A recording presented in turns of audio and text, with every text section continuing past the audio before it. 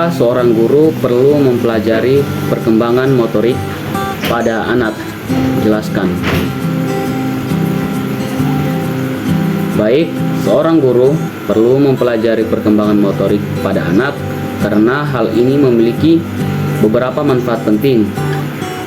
Yang pertama yaitu melatih fisik motorik anak usia dini dapat meningkatkan perkembangan kognitif, menciptakan dan membangun sikap mandiri, memupuk rasa percaya diri, mempererat hubungan dengan orang tua, serta merangsang kemampuan imajinasi dan kreativitas anak.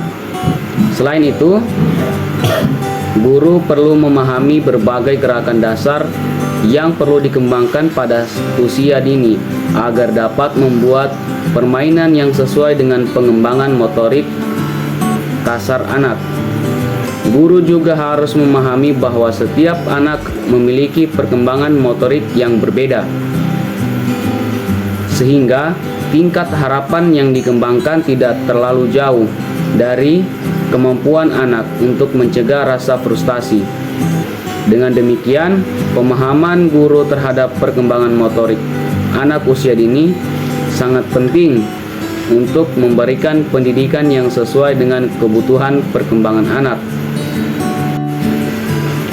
Nomor 2 yaitu deskripsikan pendapat kalian tentang hubungan teori belajar dan perkembangan motorik.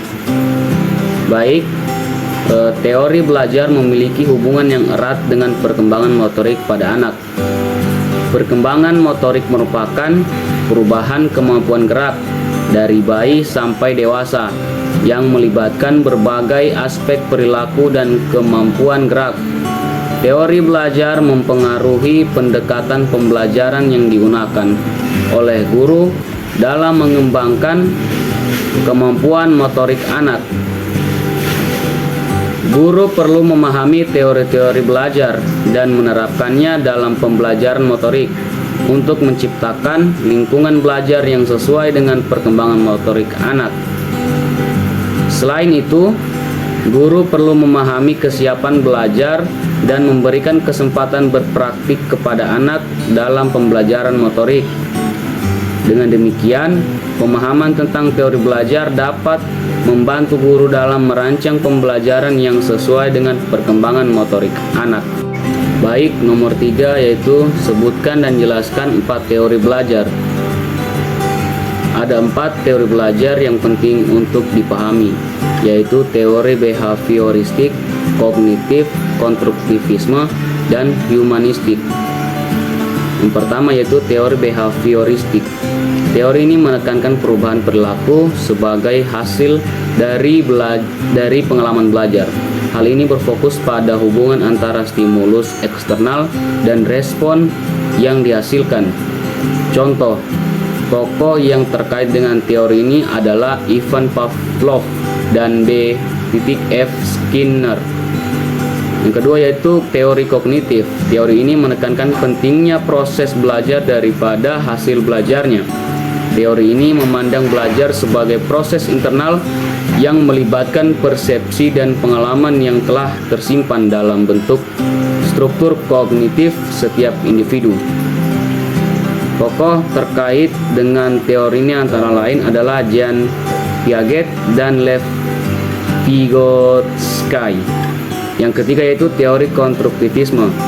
Teori ini menekankan bahwa individu secara aktif membangun pemahaman dan pengetahuan mereka melalui pengalaman dan refleksi guru.